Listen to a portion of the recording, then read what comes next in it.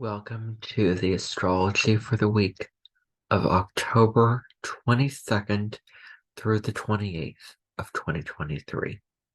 This week we have so much going on, including a beautiful Venus trine to Jupiter, which brings enthusiasm and good vibes. We also have the Sun and Mercury in trine to Saturn. And so this makes us very logical and very practical and very pragmatic. Not to mention the lunar eclipse that we have coming up on October 28th, where we can really put our um, peace foot through the door, focusing on material pleasures. And it's really going to be a wrap up of what we've been working with since January of 2022, when the lunar nodes originally moved into Taurus and Scorpio. So, as you can tell, there's a lot this week. I am not going to be discussing any lunar transits this week because of the amount of astrological information occurring. I don't believe that there's a lot of information that is going on astrologically for the week of October 29th. So I may discuss more lunar transits in next week's astrology video. But before I get into it, I do want to introduce myself. I'm Everett Curdy, and I would encourage you right now to hit the little bell to get notified on my latest videos, but also click that like button because it gets this content out to more people who would be interested in astrology. So every single week I look at the astrological energies that contain themselves within that week. And some of the information that I may be describing might not resonate with me, but it might resonate for somebody else. It might make sense for someone else who is listening with their particular life situation going on right now. I know for me personally, I'm at home living with my parents, so there's not a whole lot going on in my life right now. So but for those who get out there who, have a job, who, do those kind of things like that, then maybe parts of what I am describing will resonate with them more and make more sense for them and pertain to them more. So, delving into this week, we begin on October 22nd. On October 22nd, there is going to be an exact trine from Mercury to Saturn. So Mercury is in Scorpio, and Saturn is in Pisces. Mercury, right as it enters Scorpio, it makes a trine with Saturn immediately. And I'm going to discuss Mercury in Scorpio later on in this video, but this is the first notable aspect of the week.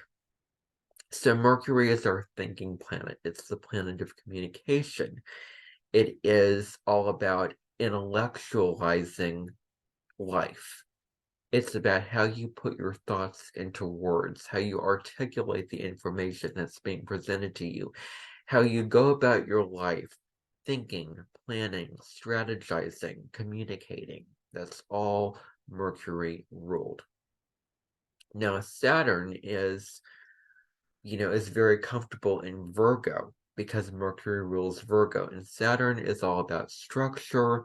It's a very rigid energy. It puts boundaries up. It's about really creating long-term structures and working really hard towards the goals that you are achieving, which will have results for a long term. And I brought this metaphor up before that if you're building a building, it's not going to be there for a week or 2 days. You're building it so that it can stand, that it can be there for a long time. Otherwise, why are you putting so much work into it? Why are you disciplined and persistent with what the work that you need to do? Well, because you are creating a structure. You're creating a building that is going to be up for, some time, a long period of time. I know in my hometown, because I live in Indianola, Iowa, starting in 2019 and then over the course of the pandemic, the people in the square rebuilt the town square building. So they put a lot of work into that. They got their machines out and all those kind of things like that. So that is just the example that they want to give. But whatever building structure, like Rome or the Eiffel Tower or the Taj Mahal or those big structures or just the White House or like government buildings, any building whatsoever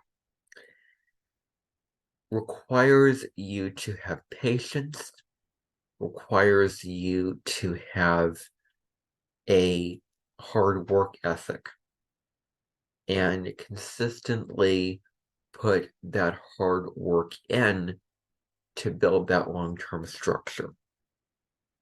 So you can't build Rome in a day. Rome is not, a fly-by-night thing. It takes step by step by step, brick by brick, little by little, bit by bit, and then you have your long-term reward, basically, at the end. So Saturn deals with the long-term structures, those kind of, things like that. And actually, I discussed the meaning of the planet Saturn in astrology in a video that I did on this planet. So if I remember to do so, I will link it below, because right now I'm currently doing a series of videos on my channel where I'm taking Saturn through each of the 12 zodiac signs, and I've done signs Aries through Leo up to this point. And I'm going to do a video on Saturn in Virgo on my channel tomorrow. That would be Sunday the 22nd. So when Mercury is in trine with Saturn, this is great for any kind of detailed work.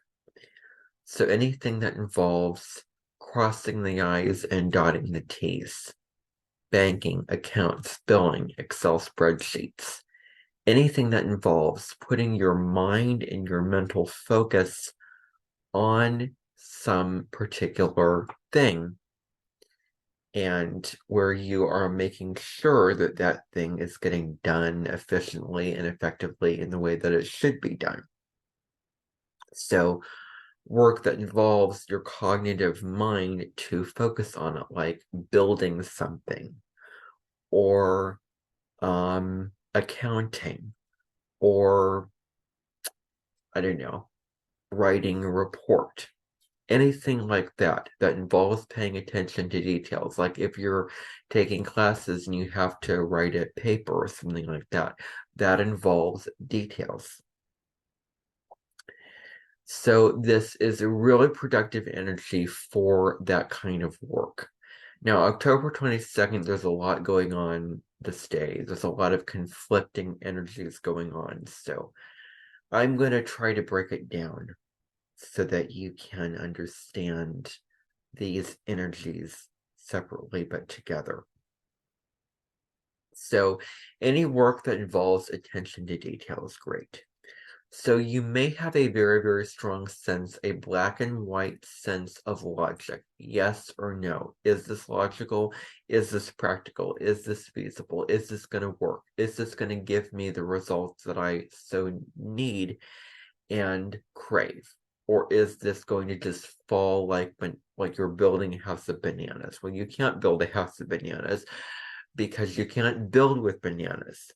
So we can be very logical with this particular trine. During this particular trine, our minds are very pragmatic. They are very focused on what makes sense and what doesn't, what works and what does not work, what will stand high in the sand and what won't. First of all, you try to build a glass castle. And how will that work out for you?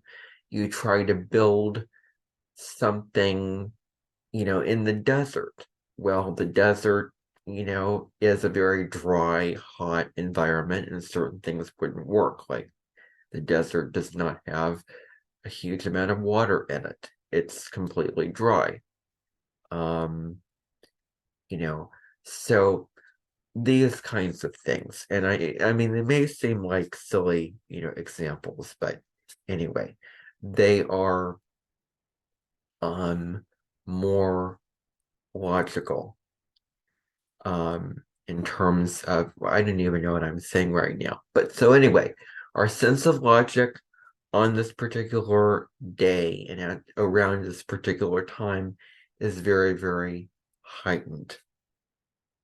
And we know what has to get done, and we're going to logistically and pragmatically see how we can approach what we need to do in our life. So another part of this is mental discipline and clear headedness. So we're very clear headed. Again, it goes back to logic. And we understand that things take time. We can use this to, in a mentally disciplined way, control ourselves, put up a boundary, say no to what does not work for us, say yes to what will work for us, and with discipline and with staying the course of something, we can achieve something. So we can be efficient and responsible when it comes to the things that we need to do. So we are finding the best, most effective, most solid way of approaching what we need to do. And we're doing it with quality. We're not just laying, we're not just dumping the sauce into the pan. We're spooning it, we're taking our time, we're putting the sauce into the pan little by little. We're not throwing it on the pasta. We are coating the pasta nicely. We're treating the pasta with care. Like we care about something. And when we care about something, we can really achieve a lot of high quality with it. We can really, if we value something, then we're going to care for it, then we're going to protect it. We're going to be loving and sparing and respectful and aware of that thing in a way where we aren't just going to make a stupid choice. So both the Mercury trine Saturn and Sun trine Saturn, I'm putting these two together a little bit because another thing that they have in common is that these two energies, especially this one, are good for communication, Mercury with elders, Saturn. Saturn rules over traditions. It rules over structures that have been in place and stay work a long time. Saturn rules over history, the sequence of events and their significations and how they led up to the present day.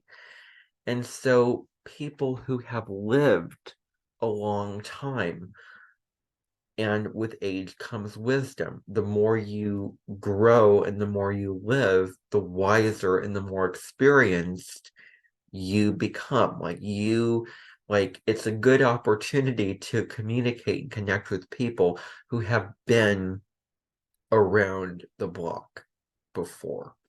So connecting with elders, I would say anyone who has sort of gone through their Saturn return, their second Saturn return from 58 to 60, older than that. So anyone from their 58 to 60 Saturn return and older would be a good person to reach out and seek counsel and seek advice from during this time, because they may have some insights and some advice and some suggestions and some wisdom to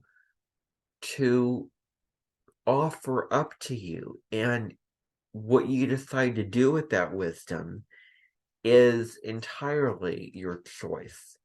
You can,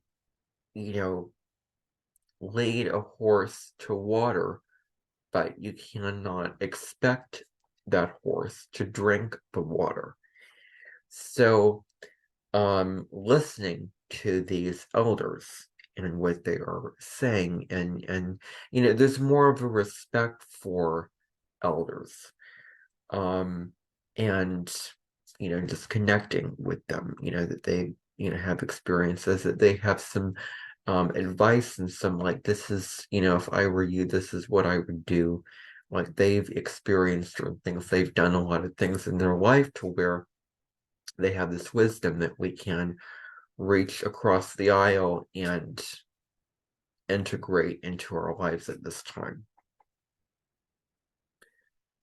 So, another theme with the Mercury trine Saturn energy is becoming your own boss and inner authority, not relying on the external reality to define authority, but coming from a place of inner authority where we're in charge of our own destiny. We are the center of our universe, and we are taking the lead of our life and directing it in a very competent and very self-focused way. Now, this trine is not unconventional, it's very conventional. So when we go by the book, when we follow universal laws, when we do things in that proper order that is by the book, and the way that things have always been done, if it ain't broke, don't fix it. And so doing things in that by the book traditional, following the rules, we may find that we want to follow the rules, or we want to find the book, or we find blessings from the universe when we do follow the rules and go by the book. So, when it comes to doing whatever you need to do, basically. And then this is also great for establishing any kind of long-term goals. Goals that are, that you're going to take a lot of time to achieve, or the results of those goals are going to be basically, lasting for quite a long time. And they're going to have long-term results. Now, another notable aspect on October 22nd is a Venus trine Jupiter. And some of you are wondering by this point, what does a trine mean? Well, a trine is when two planets are 120 degrees away from each other. One is in a sign, and another planet is in 4 signs after or before. So let's take the fire signs, for example. Aries, Leo, and Sagittarius together trine each other because they're all in the same element. So the trine in astrology is probably as good as you can get in terms of positive aspects. Sextiles and conjunctions being secondary to trines. If we were to put all the aspects on pecking order of which are the most fortunate and favorable and which are the most difficult and the most malefic. And so the Trine in astrology, I think that we really need to understand this very, very well and very efficiently, because while it is an aspect of flow, while the energies are harmonious and easy, and there's good fortune, there's an ease that comes with the trine, there's positive energies, it's a very comfortable energy. So while that is going on, we can take for granted the gifts and the opportunities and the talents that we have based off of, let's say, Venus was trining Neptune in our natal charts. We may not see those gifts and talents, but other people may see those gifts and talents that are external to us. Maybe. I don't want to make any assumptions on that. However,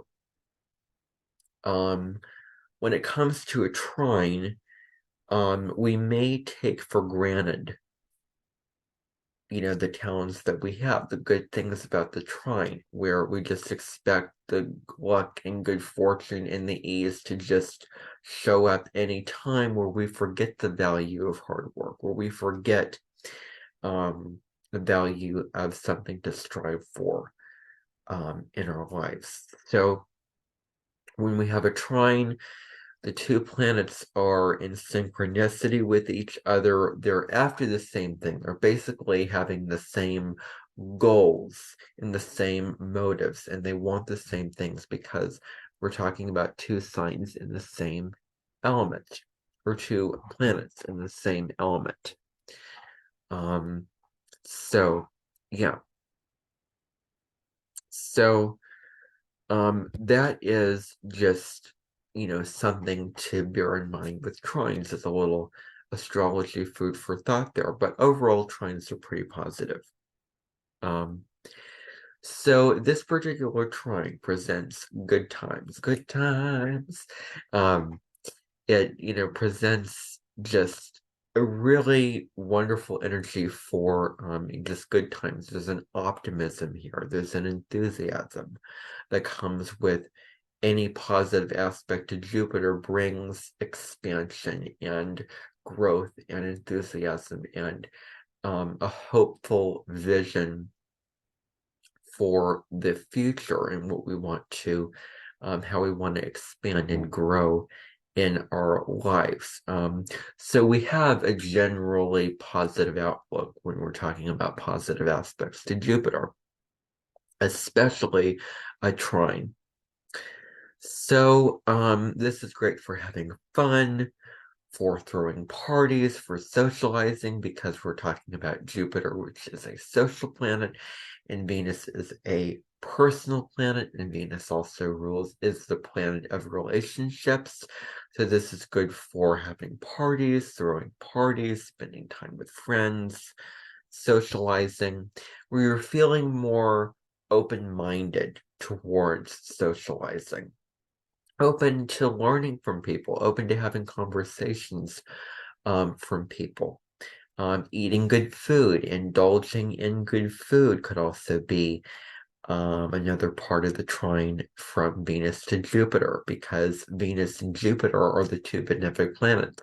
And when they get together, your appetite, your sensual appetite, your sensory oriented appetite just grows, and you want to eat food, you want to indulge, you really want to eat this life alive. Read all these books on a subject that you suddenly feel passionate about.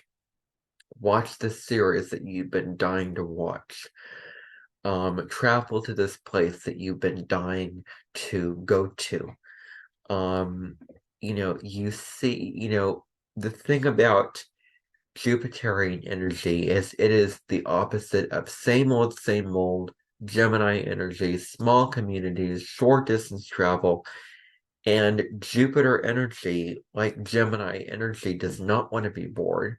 So stimulating yourself, having fun with life, during this time where you're not bored, um, and you are making the most of life, and you're having fun and keeping yourself stimulated. So this trine could also be great for buying good things, buying nice things. You may find that your appetite for certain material pleasures and good things just increases during this particular time. Um, so you may eye something that looks good in the store, and you may want to buy it. And because it's a trine, by all means, if you have the money, buy that nice thing that you've been looking at for such a while and you wanted to buy, whether it be a new car or a hat or a purse or a book, whatever it may be. It's a good opportunity to spend your money and buy nice things. So accepting requests from people is also great. They're extending their generosity, their open-heartedness to you, and can you receive the love? Can you receive the generous energy that they are giving to you, basically? So you may find that during this energy, you're more enthusiastic, you're more open-minded. And so you feel like giving, you feel like opening up your heart during this time, potentially. You may feel like opening your heart chakra up, giving, receiving love, whatever, receiving all the love languages that exist in the world. So you could be feeling more open and generous. So, and it's a good time to relax and enjoy life's pleasures. So maybe the relaxation can be the working and the putting to work. So while this transit may not be good for detailed work and getting down to business, you have Mercury trine Saturn to thank for that. So maybe you can find fun and pleasure in what you're doing, in your work, or you can be pretty darn logical when it comes to your interactions with others. Who knows how the two events play together. Um, but so, so yeah, enjoying the pleasures of life, basically. Now, on the same day as this Mercury trine Jupiter energy is going on, Mercury changes sign. So, Mercury enters Scorpio on Sunday the 22nd, and it's going to be there until November 10th. So, you want to take a look at where you have planets or points in Scorpio, Cancer, Pisces, Taurus, Leo, and Aquarius. If you have your Sun, Moon, Mercury, Venus, Mars, your midheaven, or your ascendant in those signs that I just listed, you're really going to be impacted significantly under the Mercury in Scorpio transit. So, delving into what this actually means. When Mercury is in Scorpio, we dig deep. We're not interested in superficial matters. We're not interested in what lies beyond the surface. We really want to dig deep. We want to investigate. We want to get to the bottom of things. We want to find the root core, the absolute truth of what we are examining, what we're looking at.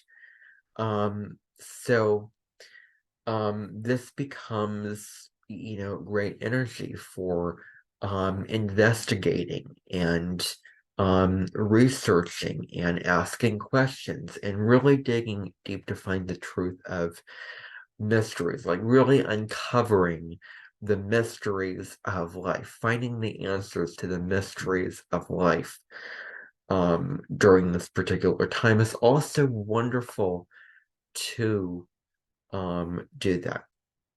So our thoughts become more profound, more intense. Our thoughts become super obsessive during this time. So we can have an obsession that we can get sort of carried away with if we're not being mindful. And it's hard to let things go. We have a desire when our mind is locked onto something that we are obsessed about, something that we're passionate about, and there is no stopping us from attaining that thing or uncovering that mystery or getting to the root of whatever we want to dig out of. We want to, it's like we're squeezing an orange and we want to squeeze out all the juice of that orange until it is left dry. We want to squeeze out every last bit of substance from that orange during Mercury in Scorpio. And not only do we want to squeeze out the juice of that one orange, probably, but we also want a whole factory of oranges. So that could be just kind of something, food for thought there.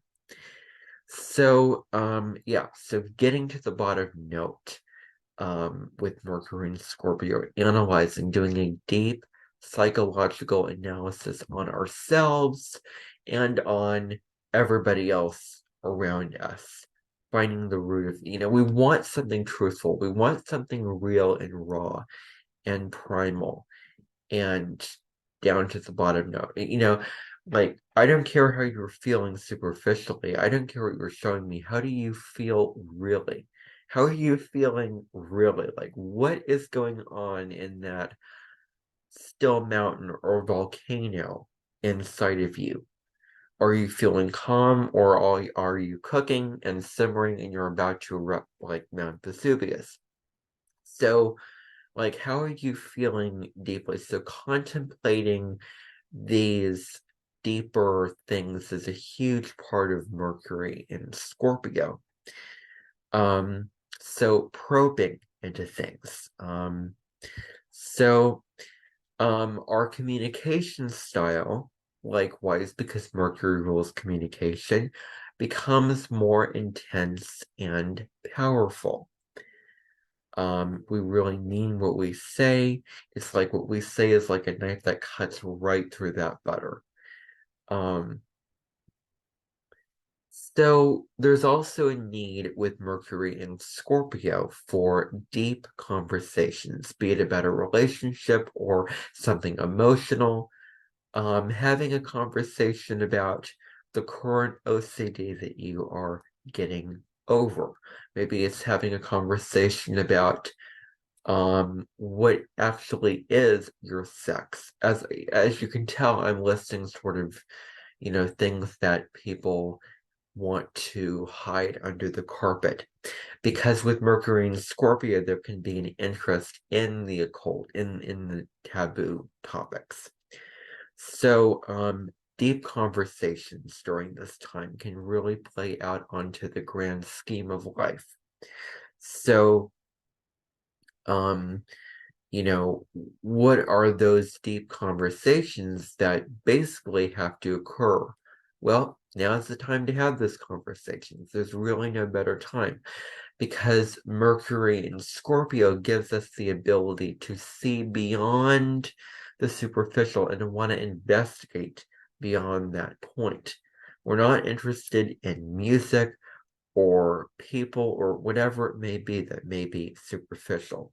We want to have deep conversations on what's really going on with that person's psychology. Why did they do this? Why is this person acting this way?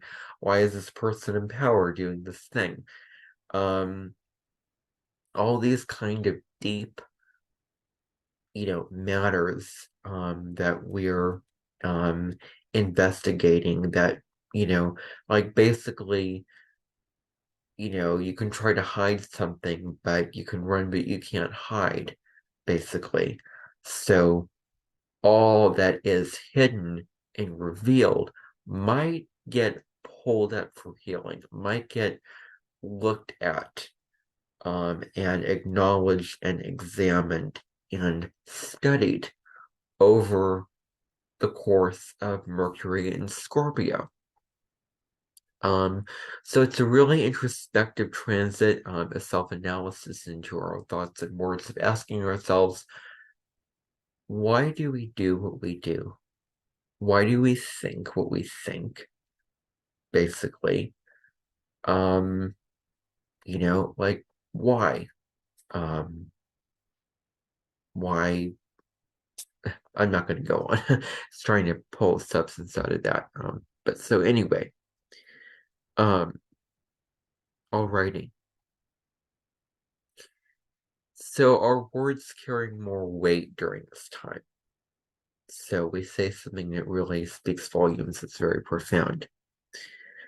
Um, alrighty. So we've talked about that, and then the other thing is the sun entering Scorpio on October 23rd. Now, happy birthday to all the Scorpios out there. It is your month, your season, and I really wish you all the best. So, when it comes to the sun being in Scorpio, the sun basically its job basically is to illuminate whatever it touches. It shines the light, and it's how we need to sort of source our power and move about our life. And the focus for those 30 days, it looks at what the sign is really about. It's very simple. It's very simple. How we need to express ourselves in our lives based off of what sign the sun is transiting through. I mean, it's as simple as that. But Scorpio is nothing. I mean, it's everything but simple. So our passions are lit up. We become more attuned to what we're passionate about, our desires, whatever those desires may be. This is a time of healing and transformation, letting die what doesn't work for us. If there's anything that we know doesn't work, that we know is not serving for us, we can really do some deep shadow work and let ourselves feel those deep emotions and feel those emotions that are very deep so that we can release them, or whatever transformation that you may need to undergo. The classic Scorpio metaphor is like the caterpillar out of the butterfly, and I feel like I've heard this so many times and I keep bringing it up over and over again. The cocoon eats a lot, and then it you know devours itself in its cocoon, and then emerges as a miraculous butterfly. In the cocoon is where you're doing the purging, the releasing, the transformation. So, we can become really powerful when we transform into an evolved being. In this kind of transformation, this phoenix rising out of the ashes is the main focus for Scorpio season. So this also is a great time for delving deep into the mysteries of life and our immediate environment. So getting to the root of what's really going on here. So going into the depths of our soul and our psychology as well is also something to spend the whole Scorpio season in that process doing. Now, on October 24th, the sun is trining Saturn. So this transit is good for getting something done, any kind of persistent and determined efforts where we're determined on to getting something accomplished and checked off of our bucket list. So we may be more patient when it comes to following through on our goals, where we understand that, again, Rome is not built during the day, so we can become more steadfast and more willing to put in the hard work and more ambitious, and our work ethic is really just turned up with the sun trine Saturn. So this transit, just like the Mercury trine Saturn, is good for having conversations with elders. And so we may find ourselves being more responsible during this time to get done what we need to get done in our lives. And maybe to get done what we need to get done in order to have what we want, basically. So we can find that we have a higher level of spiritual maturity.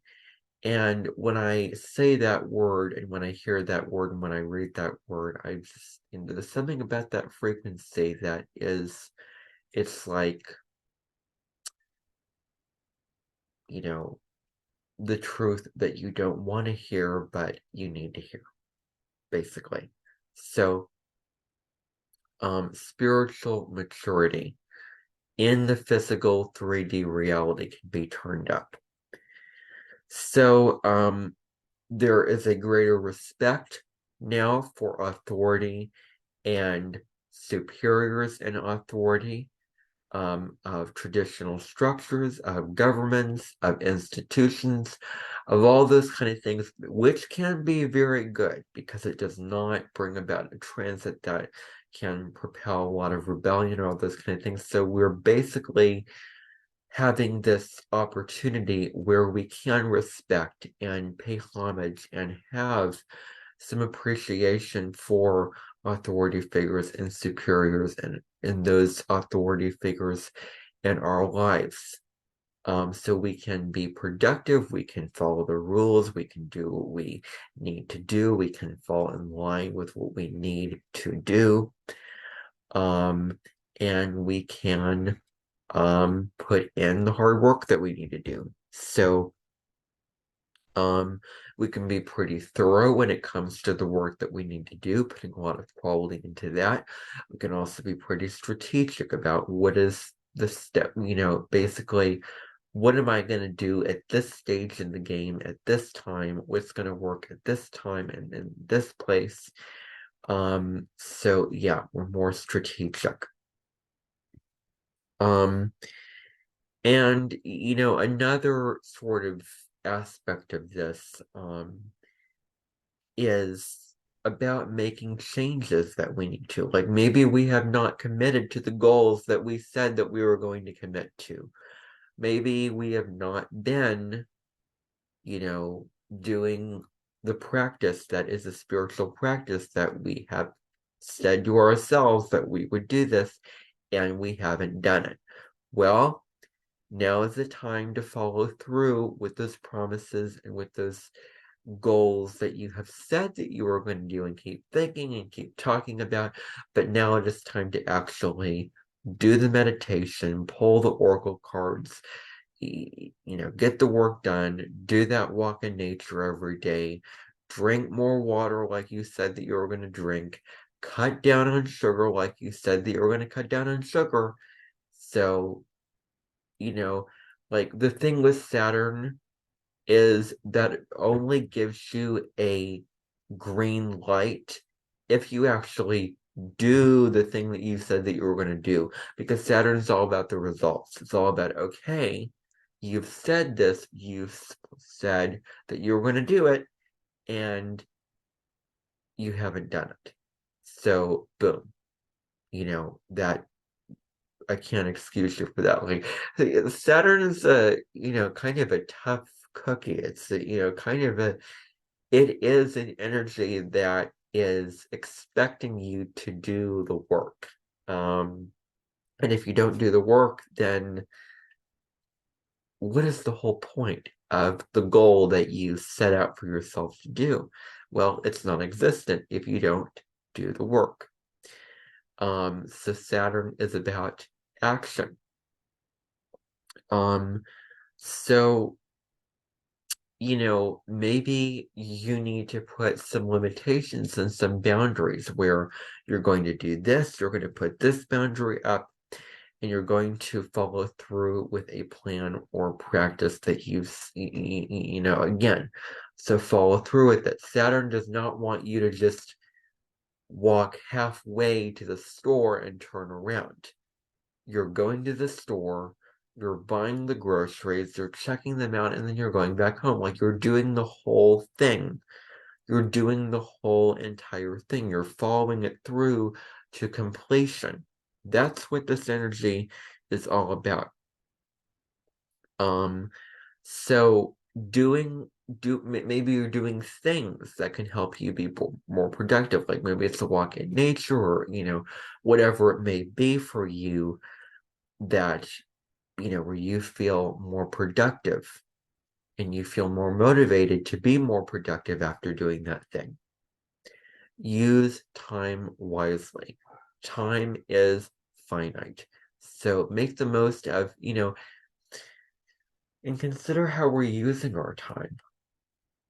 How we are using our time and making sure that we're spending our time in the best, most productive, most possible, and most efficient way.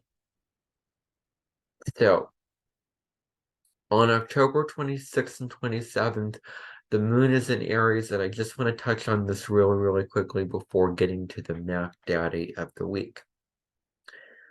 So the moon in Aries, the moon is in Aries. The moon is very primal in Aries. Our emotions become more volatile, more impulsive. We're feeling more assertive.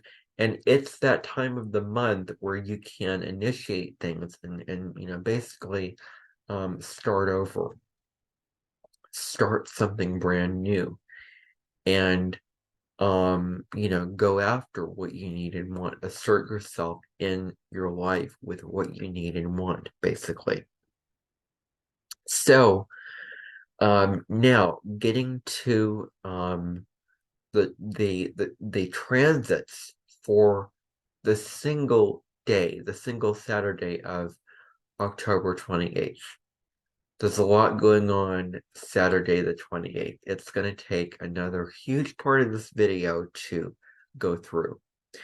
So Mercury, first of all, is opposing Jupiter in Taurus. So Mercury is doing its thing in Scorpio, and Jupiter is doing its thing in Taurus. So maybe we could lose sight of the bigger picture. We can get caught up in the little details of things where we're not seeing the forest for the trees. Too caught up in the little details, we or it's the exact other way around, where we see the big picture, but we're not paying attention to the little details. Like we have these great ideas and these visions and these wonderful things that we want to do and these promises that we make to ourselves and others. Yet, where's the substance? Where's the follow through? Where does the rubber have to hit the road? To where we have these great ideas, but can you fact check them? We have these great ideas that we write down on paper, but let's actually go through and proofread the paper and do all the details. We have these great ideas, but how are we actually going to achieve them and manifest them in real form? This is the conversation that is taking place with Mercury in an opposition to Jupiter. So Mercury is moving one way in Scorpio, Jupiter is moving a different way in Taurus, but we want to blend the two energies together to find the sweet spot of integration between them and where we can basically take the two separately and we want to put them together. We want to perform the marriage of Mercury in Scorpio and Jupiter in Taurus. So, Mercury opposite Jupiter. This is good for future planning, like if you're future placing or planning for the future, any projects or goals or new job that you want to have, or a vacation that you're going on, whatever resides in the future. This is great energy for learning any Mercury Jupiter, alignment. Mercury is the small mind, the sort of day to day, activities. Um, And Jupiter is the higher mind. It rules things like religion and philosophy and higher education and these big, broad subject matters. And so it's great for learning new things. But we are talking about an opposition here. So the downside of this opposition is, ready? Biting off more than you can chew, thinking that you can do this and that, and you've started this thing over here, you've started that thing over there, and you've scattered yourself. You have thrown too many balls in too many directions. It is time to focus your energy. It is time to focus. And you can use Mercury and Scorpio to really, really focus in on what are the goals that you want to achieve. And I'm single-minded towards I'm on this path and I'm going to reach it to completion. So we may have so many balls that we're juggling and so many ideas and so many plans and so many projects that we started, but where is the commitment? Where is the substantial follow through? Where is the focus to one or two of those plans? So less is more. We can put more into those we have only a few plans, and we can put more emphasis and more time, energy, life force, effort into those plans. Whereas if we have so many plans, then we're putting less effort and quality into the many, many plans that we have. So what is it that you want? Do you want to start all these, because you do have the freedom to decide if you want to start so many projects and you don't want follow through and you want the quality to be lacking, um, or do you want the quality to be excellent of these particular projects or things that you started? So you're focusing your energy on these two things over here. So, it's mindful of considering how many balls that you want to juggle. And can you juggle all those balls, or do you need to eliminate some of those balls out from your life? So, biting off more than you can chew, thinking that you can do more than you can do is one of the sort of negatives of this opposition. Um, Greed, wanting more and more and more and more because Jupiter energy just wants to grow itself. It just wants to grow bigger and bigger and bigger and have more and more and more. And it's just Jupiter energy can be pretty greedy. And so maybe you're overconfident, like, I can do this, I can do all these things, and I just want to start this thing over here or start that thing over there. But then nothing gets done. There's not substance, there's not follow through, there's not any results or achievements or fruit. You're planting plants to get vegetables and fruit, not to just have leaves. So it's good to consider, where are you juggling too many balls in your life? Where are you just, greedy, wanting more and more and more, and not satisfied with just a couple goals that you are putting your life force energy into achieving, and maybe where you're, unpractically confident.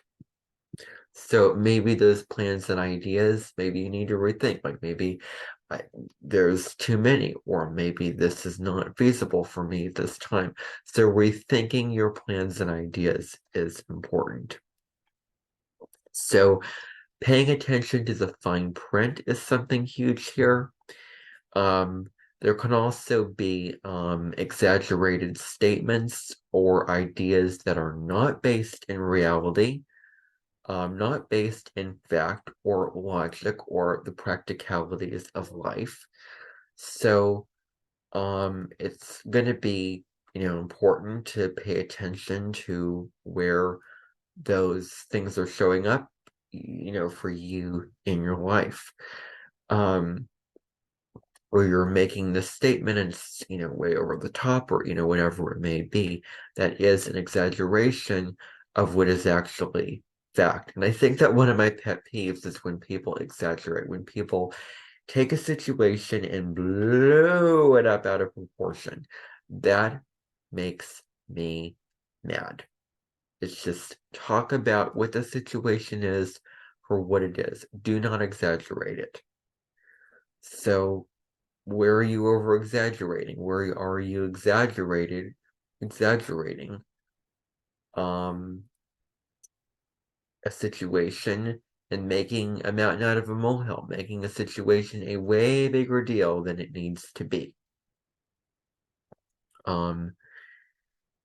So the other difficult aspect to Jupiter is Mars opposite Jupiter. And I just want to sing a little song here. Watch how you go on the freeway on Sunday, the 29th. Because what can happen with Mars opposite Jupiter, which also occurs on October 28th, is overexerting yourself. So Mercury is the mind. You have so many ideas, but Mars is action. You are working yourself too darn much. You're overdoing it. You're overasserting yourself, or, like overexerting yourself. Overworking, overextending your energy when your body may need rest, but your ego's like, nope, we have to keep pushing. We have to keep plugging along on this particular goal, but your body is saying, guess what? I need to rest. I need to break. I need to just chill. But your ego is like, nope, I want this, and I'm not going to stop until I get it. I'm just going to keep pushing and pushing and pushing until I get it, no matter what. Like, overdoing it. Overdoing it. Any difficult aspect to Jupiter is overindulging in that energy. So this eclipse could bring to light, where are you overdoing something in your life? Because on the same day as the eclipse in Taurus, we have Mars making an opposition to Jupiter, inviting us to consider, where are we doing this? Overexerting ourselves. Another part of this aspect is being too arrogant,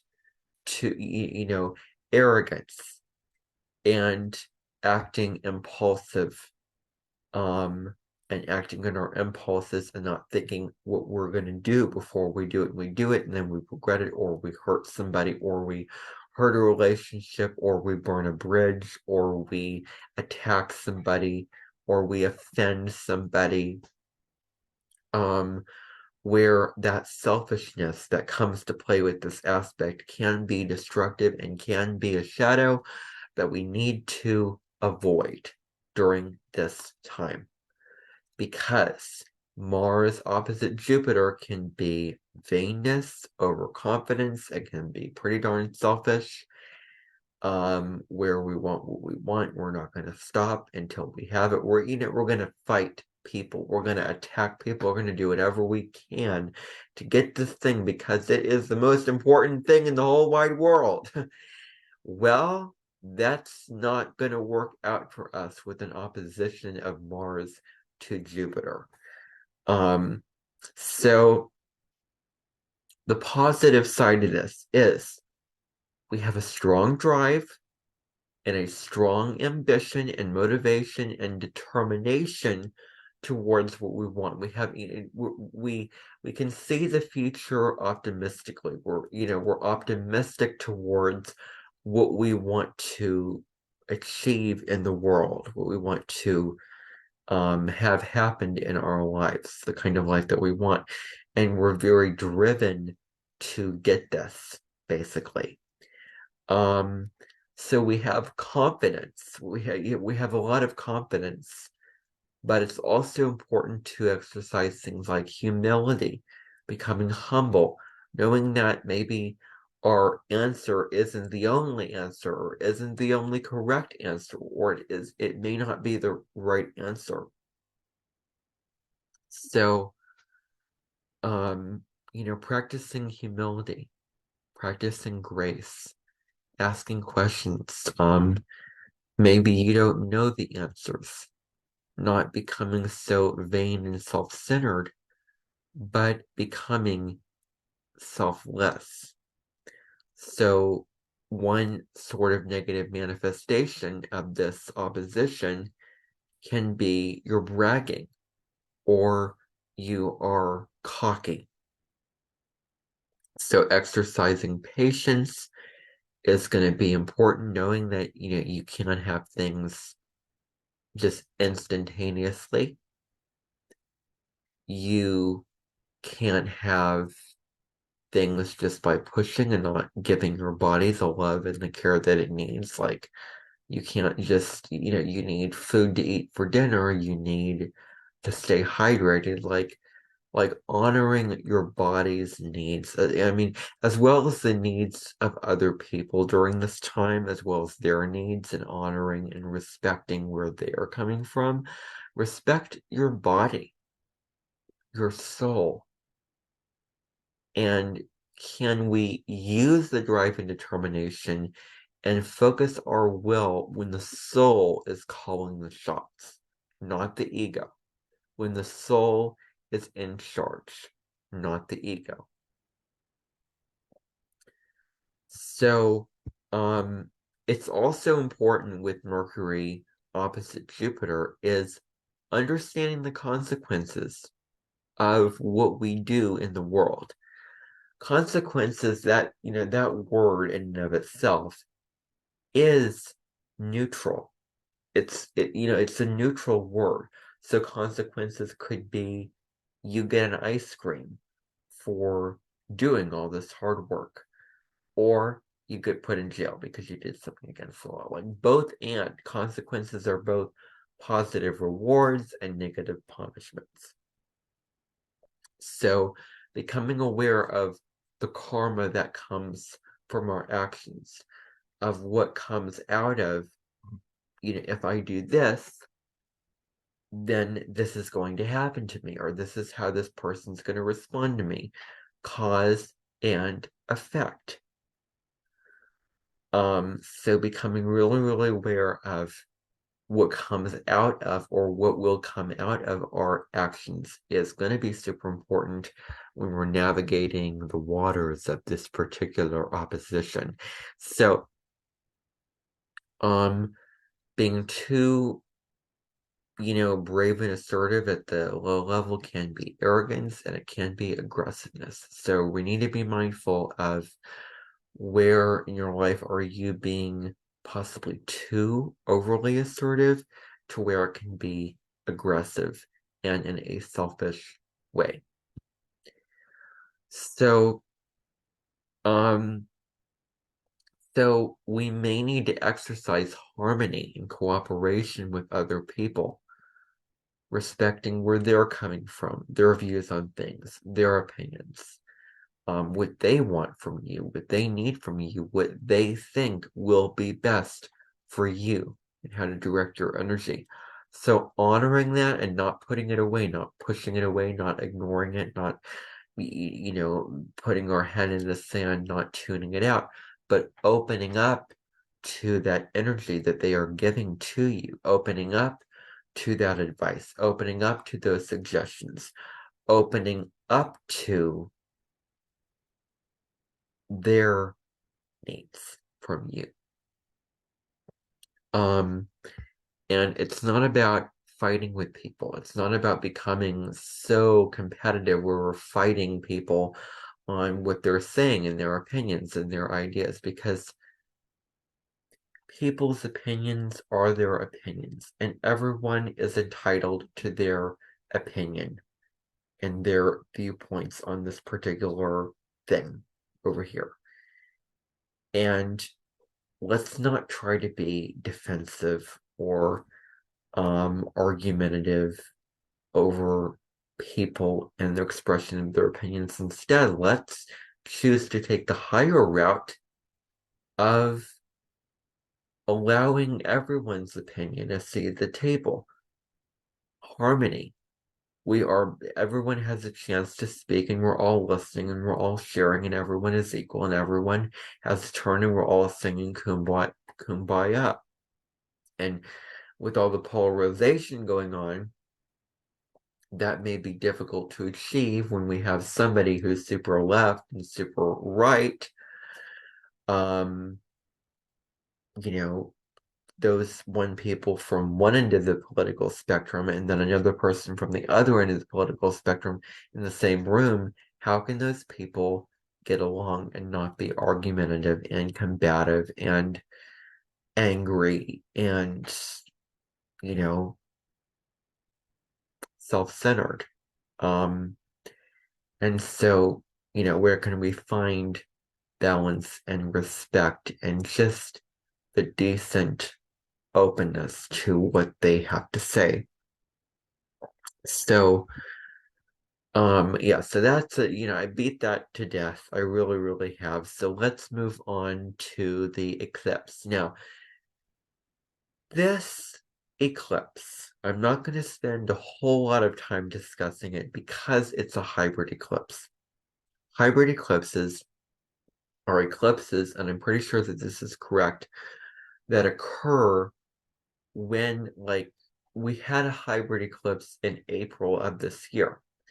It was on April 19th and 20th when we had a solar eclipse in Aries, but the nodes were not in Aries and Libra just yet.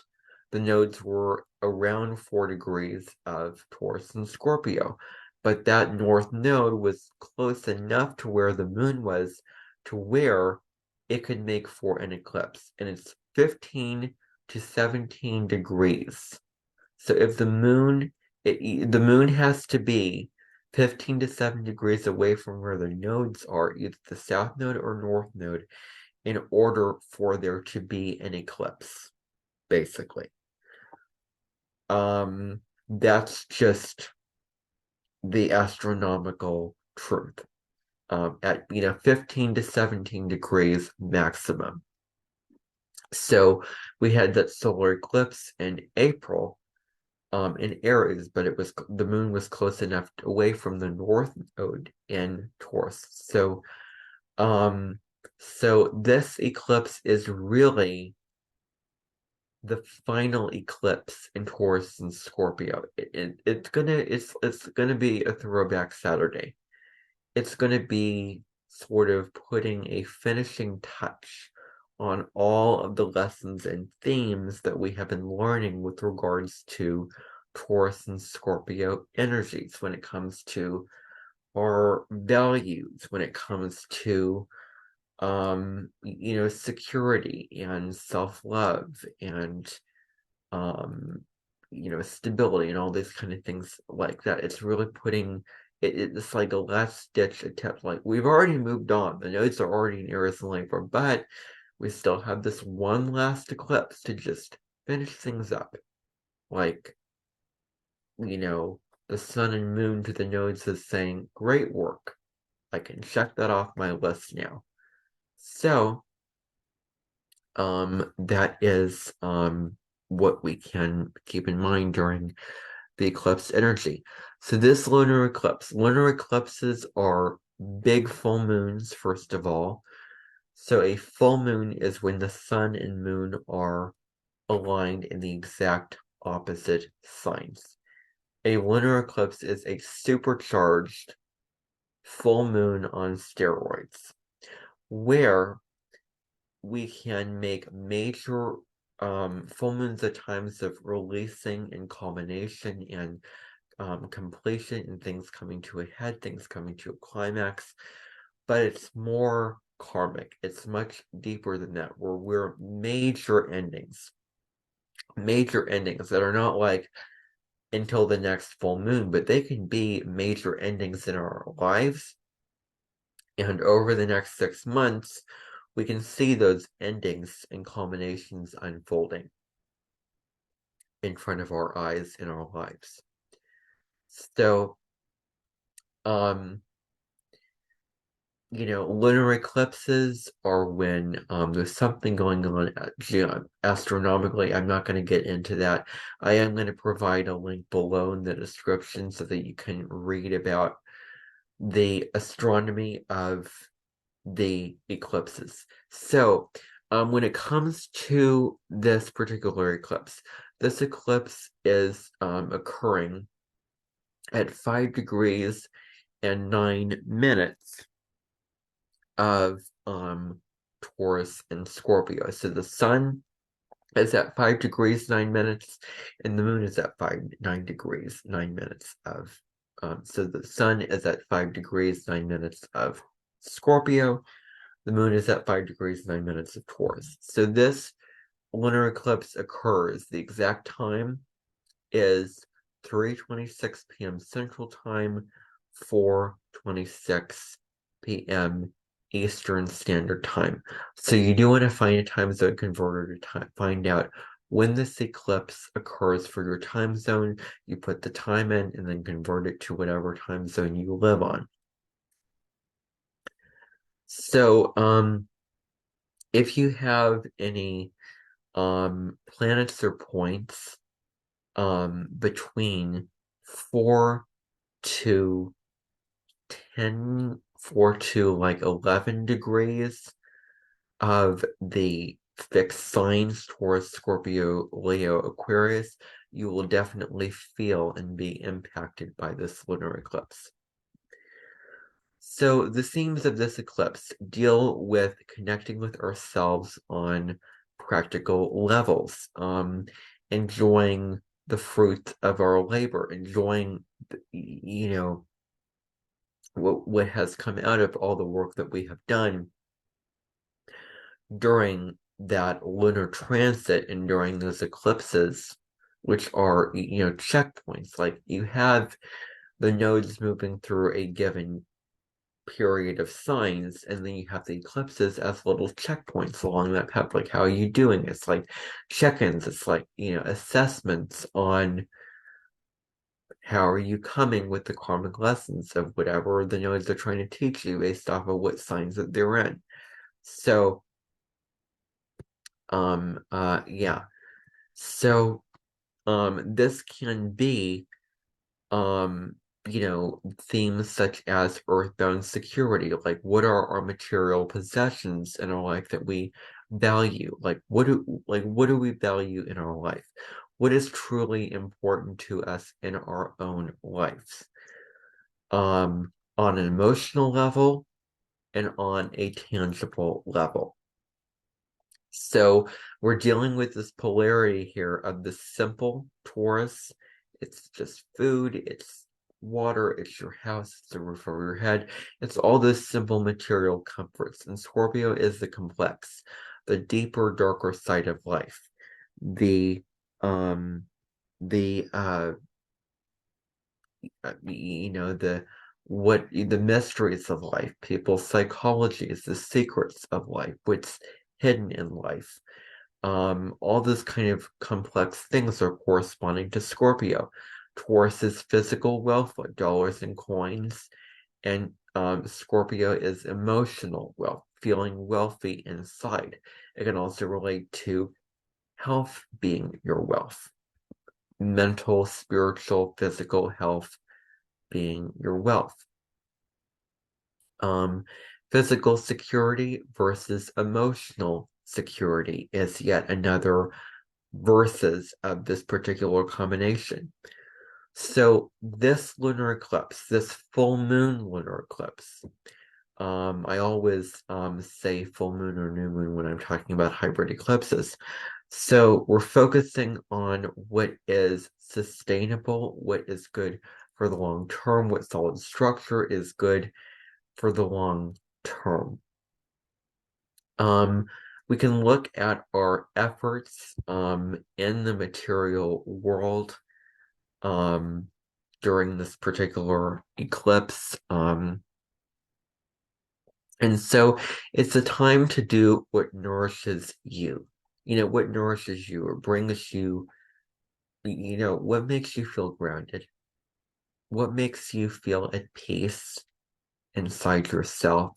Is it a walk in nature? Is it meditation? Is it journaling and writing down your thoughts? Is it, connecting with a family member? Like whatever brings you peace and whatever makes you feel down to earth during this moon is um is something to do during this, eclipse time. So, um, you know, maybe you've maybe it's the side of the spectrum where you've gotten too comfortable. Things are too familiar where you need to shake things up and transform um many, many different things in your life. So, major endings. Now, 18 months later, there's going to be a follow-up lunar cycle to this. There's going to be a new moon in Taurus 18 months later from this full moon eclipse in Taurus. It's going to be around the same degree as this full moon, so you do want to keep that in mind. So, having gratitude for our material possessions in our life is yet another theme. And then focusing on what's simple that's in your life. Of what, brings you peace, basically, what fills up your cup. And so Taurus is peace and stability versus Scorpio, which is instability. It also deals with drama, emotional drama and secrets and all these things and transformation. So not staying the same, not, eating the same meal, loving the same stuffed animals, um, living in the same house, but change, transformation, risk, the exciting, delicious part of life. Taurus is the yumminess of life, and Scorpio is the delicious, like what is delicious and what is security, but at a deeper, more emotional, primal level. And then there's this opposition also between our personal values versus the values and the energy of other people. So that is all that I would like to say regarding the astrology for this week. I did hope that you found a lot of value out of this information. Maybe you were inspired by this information, or it was uplifting and comforting to hear this information. However you responded to this message, I'd love to hear below in the comment section. And without further ado, I will conclude this video by saying, be well, choose peace, get things done with persistence, and enjoy this week. Bye for now, everyone.